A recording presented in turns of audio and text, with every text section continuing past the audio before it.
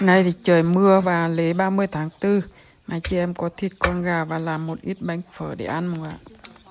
Đấy. Dài phết mà.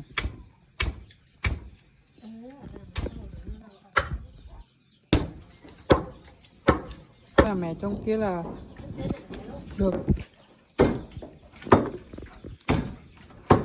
Rồi làm mỏng mỏng thôi.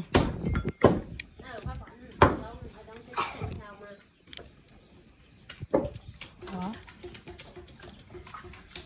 Cái này đấy. Mở đi, mở đi. Mở không ra mới ra. Không sợ đâu, không nóng đâu. Mở đi, mở đi. Đây, đẹp lắm rồi, phòng lấy nồi đẹp lắm rồi.